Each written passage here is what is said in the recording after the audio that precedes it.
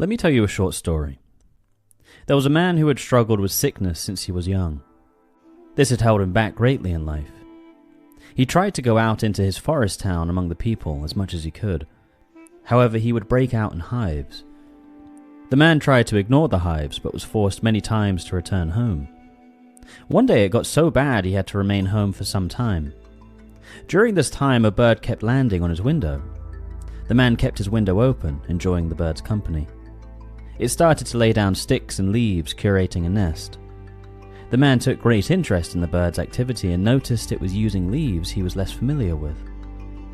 He knew they were from a different side of the forest, which was home to the neighboring town.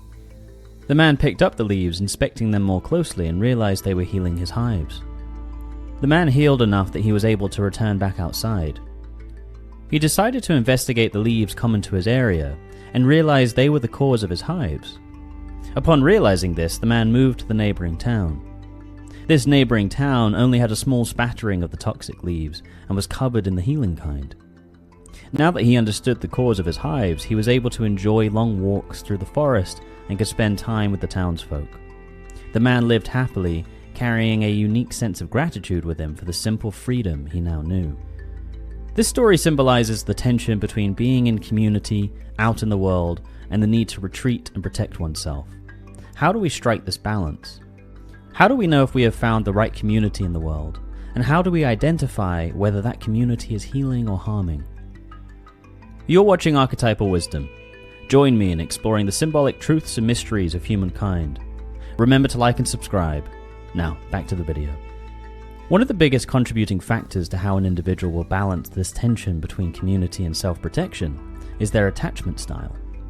Attachment theory explains how early relationships with caregivers shape our ability to connect, trust, and form relationships throughout life. It's a foundational concept in developmental psychology and plays a critical role in understanding emotional regulation, intimacy, and resilience. The theory outlines the huge impact of one's formative experiences with their caregivers. How the caregiver responded to their needs influences their entire approach to intimacy and community. For example, say the caregiver was consistent and emotionally available. This individual will develop a secure attachment. This will enable them to be trusting but discerning. They will be comfortable with intimacy and autonomy. However, if the caregiver is inconsistent, sometimes attentive and sometimes indifferent, this will lead to anxious attachment. This will cause the individual to be over-trusting, seeking closeness but disregarding warning signs from fear of abandonment. For example, say someone finds themselves repetitively in relationships in which their partner is very inconsistent with them.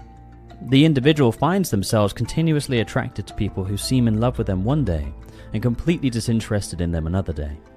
This causes the individual great distress, just like the man who kept breaking out in hives. Instead of the individual noticing this inconsistency as a problem, they anxiously chase their partner's love and attention out of fear of losing it altogether. This begins to push their partner away, leaving them alone, hurt, and afraid, just as the man tried desperately to ignore the hives.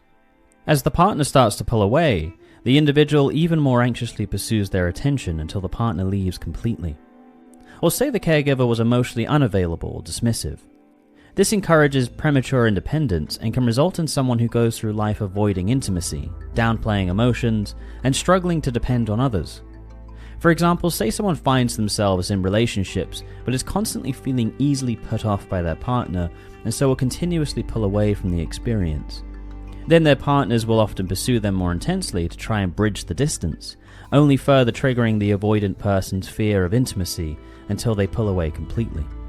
What makes our attachment style so important is the degree to which it influences every part of our life, often without us knowing. Just as the man in the story had been sick his whole life, not knowing he was being poisoned by the leaves surrounding his home, we often can't see the entrenched attachment style negatively influencing our life. Yet despite this common unawareness, our attachment style is hugely influencing how we balance the tension between community and self-protection. So how does one resolve this tension and identify the imbalance created by their attachment style? Well, it appears this harmony between community and self-protection has ancient archetypal roots. In the Bible, Paul warned of dysfunction within communities. In 1 Corinthians 15:33, he says, "Do not be misled. Bad company corrupts good character." Paul advocated for communal life, but he emphasized that unchecked dysfunction could erode the individual's growth. This theme is echoed with Jesus, who embodied this balance between openness and discernment. He was open to all, healing, teaching, and dining with sinners, but he also maintained boundaries. Consider Mark 6:11. If any place will not welcome you or listen to you, leave that place and shake the dust off your feet as testimony against them. Throughout the Bible, while community is clearly valued, there is a clear warning about dysfunctional community. Just like the man in the story who was desperate to be out in the forest town, he was forced to retreat into solitude and recognize that his environment had become toxic to him.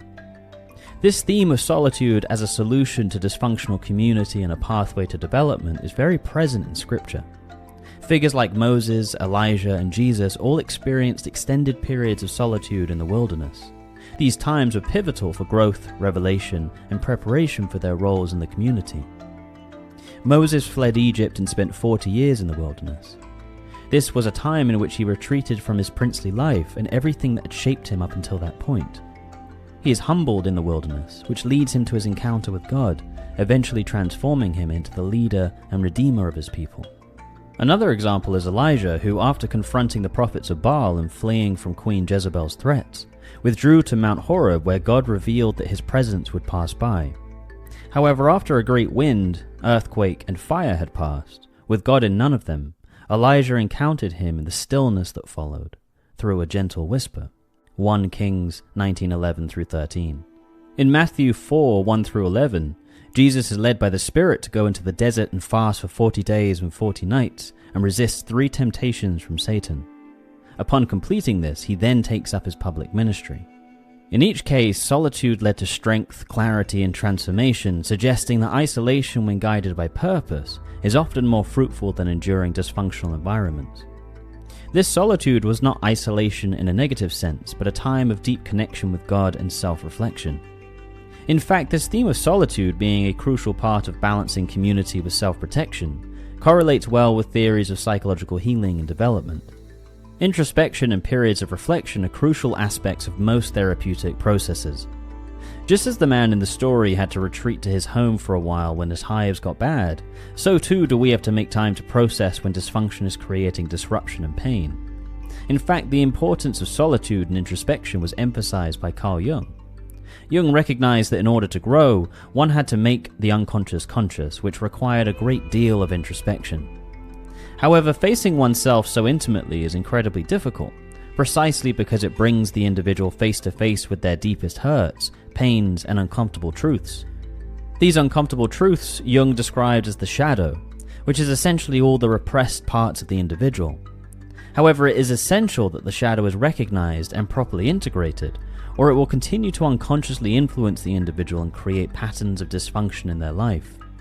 The attachment style that one has developed, therefore, will be unconsciously influencing the individual from the shadow until it is faced directly. This is always a painful process, and this is why it is often only when the pain of dysfunction is strong enough that it forces the period of solitude and introspection, much like the hives which forced the man in the story to retreat.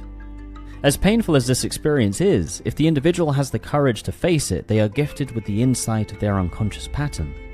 They are given the knowledge about what is causing their dysfunction, just as the bird reveals to the man that it is the leaves of his hometown which harm him. This is the gift of solitude. It exposes the individual to the quiet voice of the deep unconscious, just as Elijah heard the gentle voice of God in the stillness of the mountain. Attachment styles, like many concepts in developmental psychology, shape an individual's experience of the world from an early age and often influence their life unconsciously due to their deeply formative nature. This, of course, will massively influence how the individual balances community with self-protection. But upon the period of solitude and introspection, the individual gains insight into their attachment style. The anxiously attached will ignore self-protection for community. The avoidant attached will ignore the need of community for self-protection. Once the individual has this time of quiet processing and recognizes their attachment style, they can then recognize their own unique path to healing. Each individual then has the capacity to find their own way back to an equilibrium between self-protection and community. The anxiously attached will develop better discernment, just as the man becomes knowledgeable of which leaves to stay away from. whereas the avoidant attached will slowly practice developing community, just as the man found himself a home where he could be at peace, free of the constant breakout of hives. It seems the ideal balance is for the individual to be aligned within, walking with integrity, and their community reinforcing this and assisting the individual in this process of higher development. The psyche naturally seeks balance, meaning that the unconscious often holds the opposite traits of our conscious personality. What we suppress or neglect surfaces in moments of solitude, urging us to integrate these hidden parts. For the anxiously attached, solitude reveals the overlooked need for self-reliance and boundary setting. For the avoidant attached, isolation highlights the deep unmet desire for connection and vulnerability. This confrontation with the unconscious is challenging, but it holds the key to healing, inviting each individual to bridge the gap between their conscious patterns and the parts of themselves they resist. Slowly but surely, the individual can then start to integrate what the unconscious reveals to them in the stillness, bringing them closer to a state of wholeness within, instead of being split. In the end, like the man who learned to trust the bird and follow its guidance, we too can find healing by listening to the quiet parts of ourselves. The path may lead us away from familiar places, but it ultimately brings us closer to peace. You've been watching Archetypal Wisdom. Remember to like and subscribe. Stay wise.